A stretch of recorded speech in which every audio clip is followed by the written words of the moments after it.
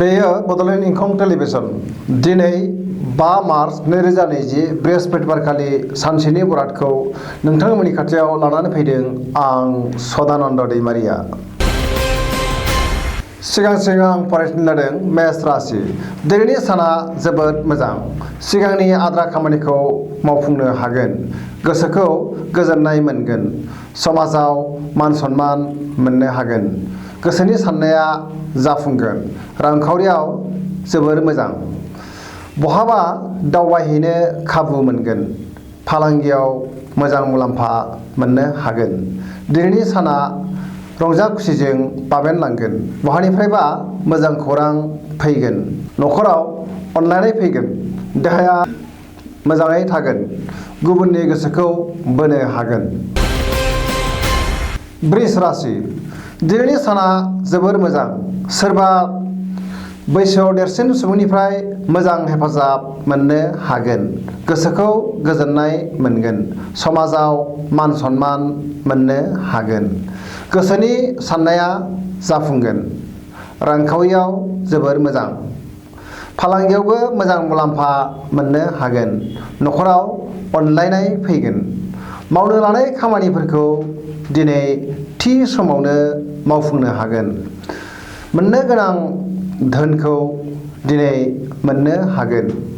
गुबुनखौ बोसोन होनो हागोन। देहाया बारा मोजां थानाय नङा। गोजाम बेमारा जाखांफिननो हागौ। मिथुन राशि। दिनैनि साना जोबोर मोजां। सिगांनि जेंनानिफ्राय दिनै रैखा मोनगोन। गोसोखौ गोजोननाय मोनगोन। समाजाव मान सन्मान मोनगोन। न'खराव अनलायनाय फैगोन। रांखावरियाव जोबोर मोजां। फालांगियावबो दिनै जोबोर मोजां मुलाम्फा खामायनो हागोन। देहाया मोजाङैनो थागोन। सोरनिबा सायाव रागा जोंफ्लांनो हागौ। गोसोखौ एबा रागाखौ हमथानाया गाहाम। साननाया जाफुंगोन। सोरबा अनजालु एबा अनजालिजों गोसोखांजागोन। बहाबा दावबायहैयोब्ला मुलाम्फा बांगोन। कर्कट राशि। दिनैनि साना जोबोर मोजां। गोसोखौ गोजोननाय मोनगोन। समाजाव मान सन्मान मोनगोन। दिनै न'खराव गावजों गाव अनलायनाय फैगोन। मावनो लानाय खामानिफोरखौ थि समावनो मावफुंनो हागोन। धोरोम सिबिनायाव गोसोआ दुंखांगोन। गोदान सुबुंजों लोगो मोनलायगोन। सोरबाया नोंखौ मेगन साखुमागोन। बहाबा दावबायहैयोब्ला मुलाम्फा जागोन। रांखावरियाव जोबोर मोजां। अदेबानि खरसायाबो दिनै बांनो हागौ। फालांगियाव मोजां। देहाया मोजाङैनो थागोन। दिनै गुबुनजों बाङाय बुंनायानो गाहाम। सिंह राशि। दिनैनि साना जोबोर मोजां द्राय नङा। गोसोआव गुलाय गुजाय साननाय फैगोन। गोसोनि साननाया जाफुंनाय नङा। गोसोनि बोलोआ लोरबां जागोन। रांखावरियाव बारा मोजां नङा। फालांगियाव मोजां। गोसोआव रागा फैगोन। सेंग्रा सिख्लाफोरा गोसो थोलायदोंब्ला एना एनि फैनो हागौ। देहाया मोजाङै थागोन। न'खराव अनलायनाय फैगोन। फरायसाफोरनि थाखायबो बारा मोजां नङा। कन्या राशि। दिनैनि साना मोजां आरो गाज्रिनि गेजेरजों बाबेनलांगोन। रंजा बाजायाव थानो गोसो जागोन। गुलाय गुजाय साननाय फैगोन। गोबां खामानियाव मुखुब थानांनानै गोसोखौ मेंनाय मोनगोन। सेंग्रा सिख्लाफोरनि मोजां मोनलायनायाव एना एनि फैनो हागौ। रांखावरियाव मोजां। फालांगियावबो दिनै मोजांद्राय नङा होनजायो। देहाया मोजाङैनो थागोन। गुबुननिफ्राय अनसायनाय मोनगोन। समाजाव मान सन्मान मोनगोन। गुबुननि रावखौ खोनासङोब्ला मोजां। तुला राशि।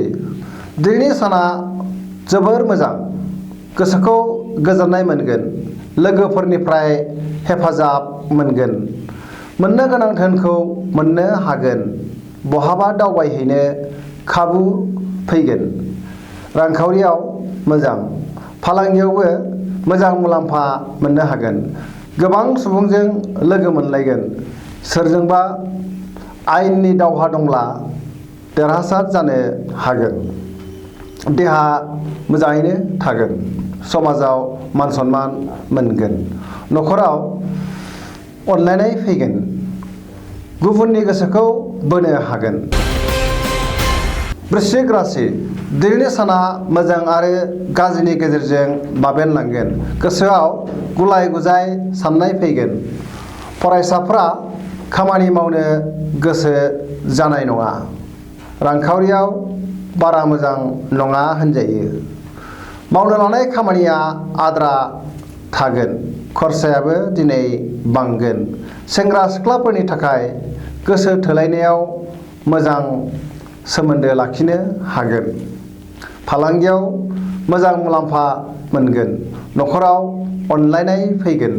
गोबां खामानियाव मुखुब थानांनायनि जाहोनाव देहाखौ मेंनाय मोनगोन। धनु राशि दिनैनि साना बारा मोजां नङा। गोसोआव गुलाय गुजाय साननाय फैगोन। खामानि मावनो बानाय मोनगोन।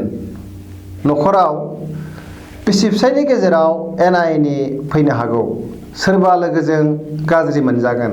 रांखावरियाव जोबोर मोजां। हरखाबै गोबां धोन मोननो हागोन। फालांगियाव खहा जानो हागौ। बहाबा दावबायहैयोब्ला सांग्रां जानाया गाहाम। जाब्रबथायनि सम्भाबना दङ। देहाया मोजाङैनो थागोन। मकर राशि दिनैनि साना जोबोर मोजां। बबेबा गोजान जायगायाव दावबायहैनो खाबु मोनगोन।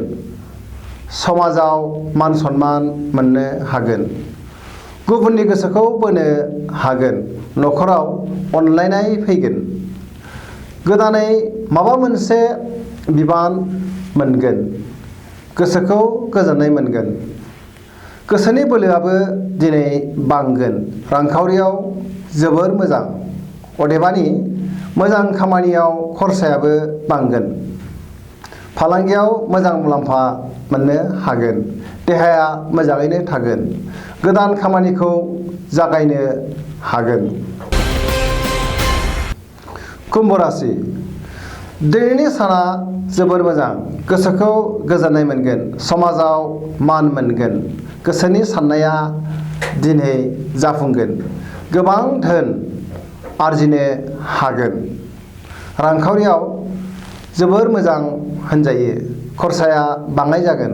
फालांगियावबो जोबोर मोजां मुलाम्फा मोननो हागोन।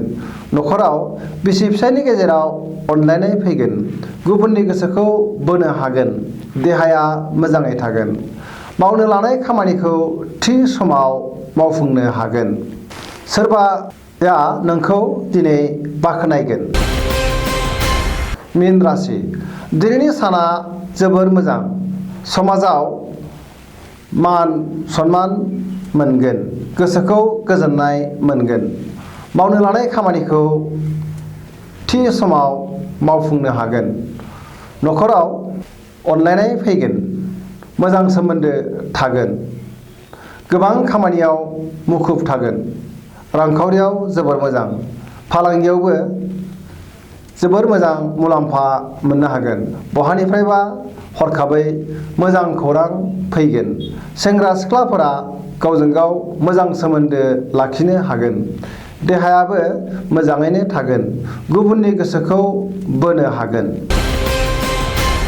जोबनायाव आं बेखौनो खावलायनो लुबैदों जाहाथे नोंथांमोना सानफ्रोमबो जोंनि बे बड'लेण्ड इंखं टेलिभिजनखौ नायबाय थायो आरो साबस्क्राइब खालामो। जाहाथे नोंथांमोना सानफ्रोमबो गावबा गावनि बरादखौ मोनथिनानै लानो हायो। एसेनोसै गोजोन्थों।